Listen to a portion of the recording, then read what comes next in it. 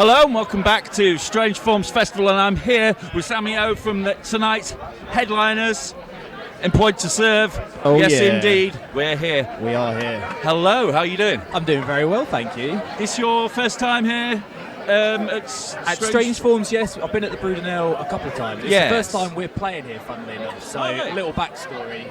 We were supposed to play here early March 2020. And as you can probably guess, so literally we're just finishing up our UK tour. Leeds was the last day. And Awesome. it literally got to the point where we'd set up and we were like, I don't know, man. You know what I mean? There'd been like a few people in the touring party who'd been like sick. Obviously, we had no way at that time to tell if it was COVID or not, but we were like, things are getting pretty heated out there. Maybe we should pull the plug now. So we did. But I've been to a couple of gigs here before and always had a great time. It's a fabulous venue, isn't it? It's amazing. It's really unique. I keep saying this with people, that it's because it's made of an old social club. It just has a very unique atmosphere, doesn't it? Absolutely, yeah. It's kind of got that, like, I don't know, grit's not the right word, but it's got that kind of like traditional like British social club. But at the same time, it's also very welcoming and it's a great venue. Like everything, like the PA and stuff in there is fantastic. Absolutely. So you've had like quite the year as Employed to Serve. We'll get onto the label later. Yes. But it's just everywhere I've been.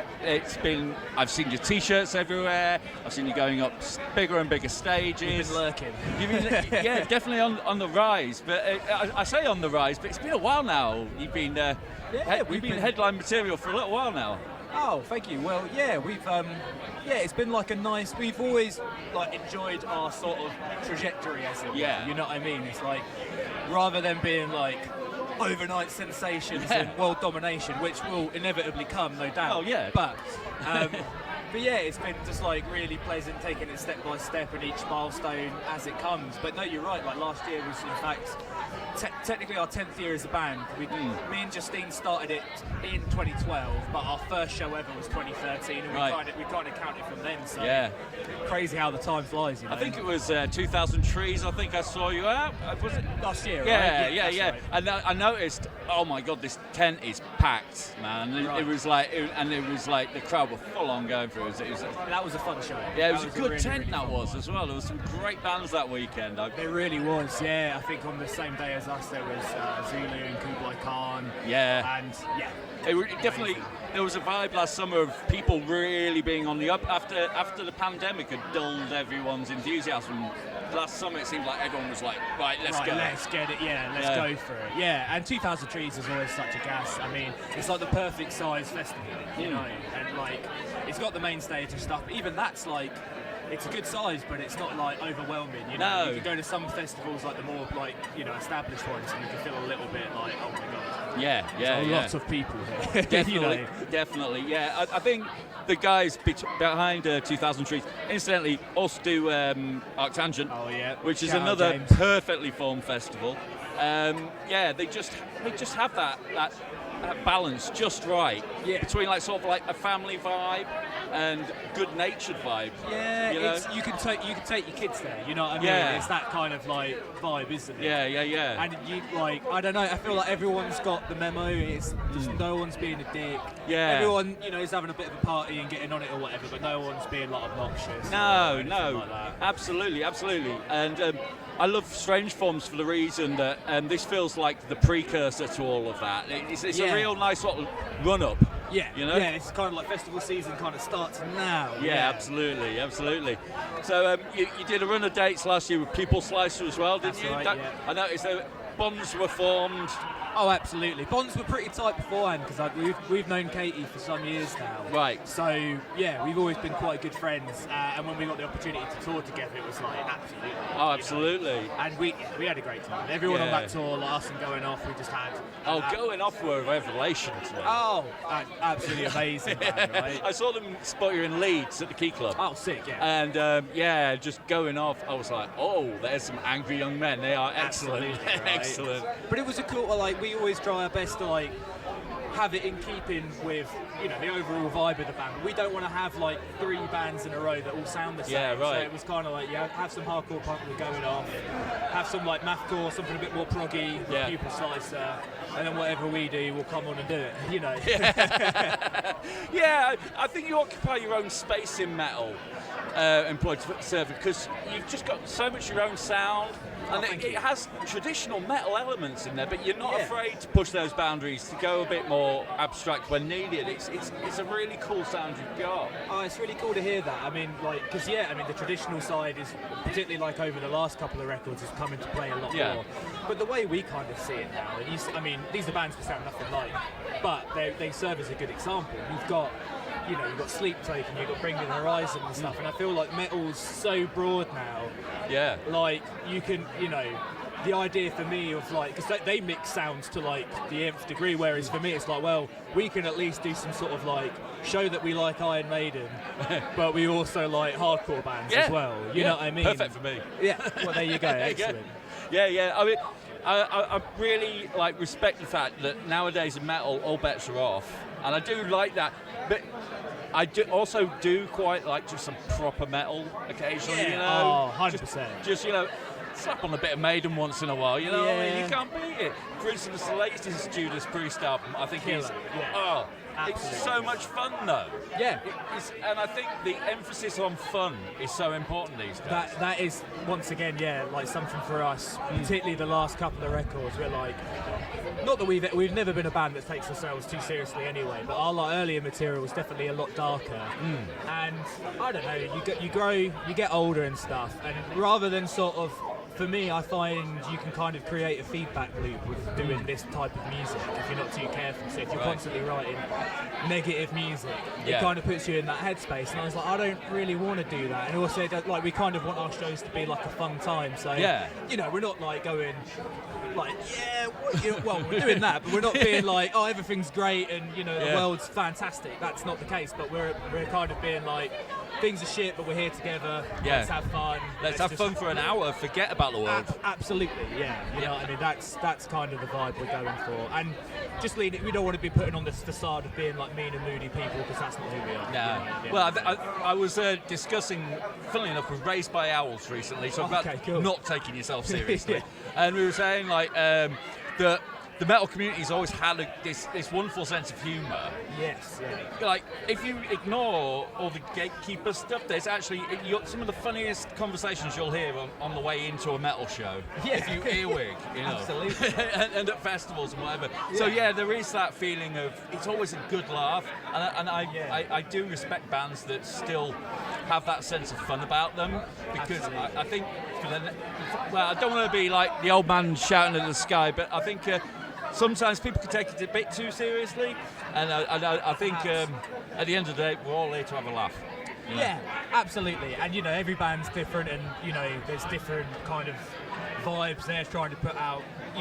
For example, I don't know, let's say very different, but like Chelsea Wolfe, she's like dark and mysterious. Oh, yes. She's probably putting on a vibe. Maybe it doesn't work for her to be like, "What's up, everybody? Let's have a great time." So that's fine. But like, I feel like you want to be a true kind of representation of yourself, and that's I mean, Judas Priest, Iron Maiden, all of that. It's channeling the sort of, I don't know, just all-out good vibes of traditional metal, but in a modern landscape.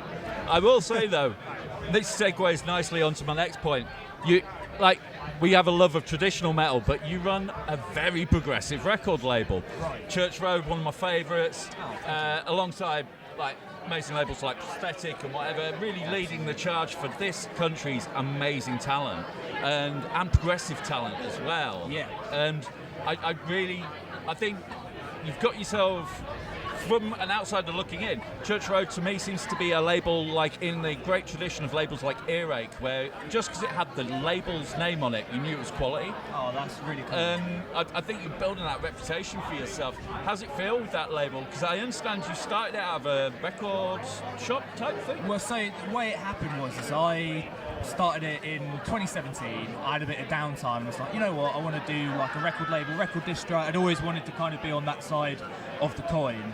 and I do a bunch of side projects. I was like, I'll just put out some of my side projects, have a bit of fun with it.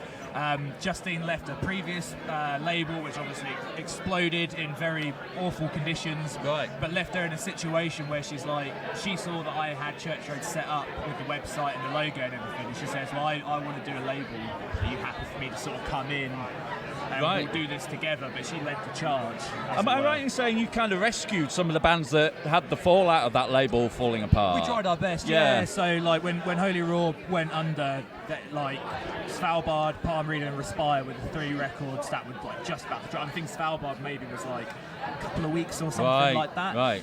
So we spoke with them. Like Palm Reader and Svalbard are like long friends of ours anyway, so we could be quite amazing bands. Candid with each other and be like, we can do this, does this work, and just like, what do you want to do? And so it kind of, at least in that moment in time, sort of there was some positive out of the negative, or at least we could sort of help those who were bystanders, were affected by the sort of fallout. That's a really cool story. I read that and I was like, that's such a cool thing to have happened, especially knowing the label you've become. And for all intents and purposes, just being straight up with people, just sort of saying, hey, we're not coming to say we're making you into stars, but we're a bloody good breeding ground for them. Yeah, well, at the end of the day, it's just we like the music we like, and we want to work with people ultimately who want to, sky's the limit, but equally, I find it fascinating how there's people out there making music that is incredible, but for them, say they're at a point in their life where they have kids or they have a real serious career, so they can't go on tour and do all of these things and or whatever, but like they have such great music and we want it to be heard, so we want to help facilitate this. It's a very different record industry we face with these days. Absolutely. I think 90% of the bands I interview have day jobs. Yeah. Oh, absolutely. There's no such thing as, I keep saying this to young bands, making it. That died in the 80s. The idea of making it, if you're paying the bills, you do it, you're making it. Absolutely. If you can do music for a full-time job, you're making it. Yeah, for real.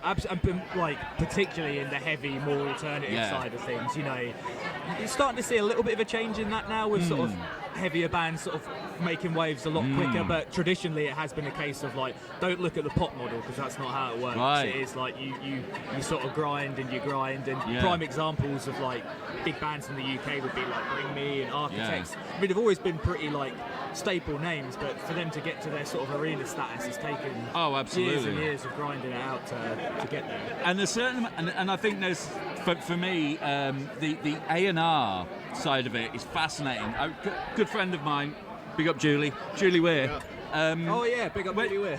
When she, sorry about this, Julie, but when she first picked up Bring Me the Horizon, I was like, really? Right. And now look at them filling stadiums. Now that is the sign of amazing A&R. That she saw that diamond. Exactly. Yeah. And like for yourselves with Harriet. Right. That must be incredible for you. It's whenever we, it's the same thing with Svalbard. Whenever we work with the band and they grow and they move on to the next step, for us that is like a triumph. You know what I mean? Absolutely. It's amazing to see. I was very taken back when I interviewed Harriet at Techfest last year. Quite unassuming people they were. Yeah, absolutely. And yet their music, and I said this to them, it's a whole different type of heavy that I haven't heard before. It's like new heavy, and I still can't put my finger on it. What makes it heavier than everything else? But it's got that. It's got that. I don't know. It's like they've mixed like the industrial vibe, kind of not too dissimilar from Godflesh, but then it's also got ever so slightly like a sort of new metal, early Deftones groove with some of the drum stuff that Julie does, you know what I mean? I do know their drummer loves Deftones, doesn't he? So that obviously shines. It checks out, right? But I don't know, I find it interesting when, it's the same with ETS as well, when a band is made up of individuals who bond over certain elements of music, but actually all have their different things that they enjoy. Absolutely. It can culminate in something completely new. Absolutely. And it's the exciting new bands that I've interviewed over the past couple of years that were coming up have all said the same thing, like, we all bring something different and we all let each other have something different, and they're the successful bands are the ones that let each member bring something different to the table. That's it. I think it's crucial, obviously sometimes if I rocked up and I was like, I reckon this song should have like a ska break or something, right, no offense to ska, but fair enough, someone might be, I'm not too sure about that. But for the most part, though, no, I totally agree. You know? Yeah. And obviously you've got some new signings, which we can talk about now because it's been announced. Our friends, Hidden Mothers, yes, on the label. And I have to say, I called it. But you did. But Liam calls me this week's lottery numbers? Mostradamus. But yeah, I just thought Hidden Mothers I thought if I've got this right, Church Road would be the excellent home for Hidden Mothers, and sure enough. 100%. Well, we played with them with BTS just after the pandemic, and we'd been aware of them and seen them a few times, and listened to their previous output, and we're like, yeah, we dig this. And when Liam got in touch when they said they were going to go work with Joe Clayton to do the album, we were like, perfect. Yeah. If I had to think of anyone to record their album, it would be him. And then sure enough, when they sent the records through, we're like, this is awesome, absolutely. Lovely people as well. I cannot wait to hear it. I mean, they're one of those bands who, I don't know what it is, but they've got it. You know what I mean? I saw, because I like to think I've heard every permeation of black metal, but I've not heard it mixed with hardcore so effectively, and post-metal and post-rock. I mean, once again, a perfect example of a band that brings a lot of different elements together and makes it something quite unique. Because I'd often sometimes be like, it's kind of black metal-y, but I wouldn't want to call it black metal to someone to give them the wrong impression. But I always find it amazing when a band can bring all those different elements together and do it cohesively. You know what I mean? Because sometimes it all makes sense, doesn't it? Yeah, because sometimes you'll see something written on paper and you're like, oh my god, how does that sound? But it's it totally works, and it's their own thing altogether. Is there anybody else we should be? Oh, you've got going off, but also we just announced we're working with a band called Giant Walker. Oh right. Really, really cool. I want to say proggy rock, but obviously if I say prog rock, then once again that leaves the door open to many. Yes. But for me, when I first heard it, the influences I kind of got were like, oh, it sounds like elements of Palm Reader, and some of the groovy bits of Boss Keloid. Excellent. And the singer Steph, she's got this incredible voice, and that they're all incredible musicians. It's a little bit of Soundgarden, not quite as grungy as that. It leans more to the kind of kind of techie side, but check it out. I don't know, Giant Walker. They just released a single called Make Me. Yeah, awesome. Thoroughly recommend it. Yeah. Awesome. Well, I'll let you get prepared. You've got your big set tonight, and I won't ask if there's any surprise. I used to ask bands if there's any surprises before they went on stage. No one's going to tell me that. Justine's going to produce a rabbit from a top hat tonight. We'll be looking out for that. If you're not here, then go. I'll be down the front with my camera. Yeah. Thank you so much for being on Foodinati, Devolution, Devlog. We're keeping it real. Always.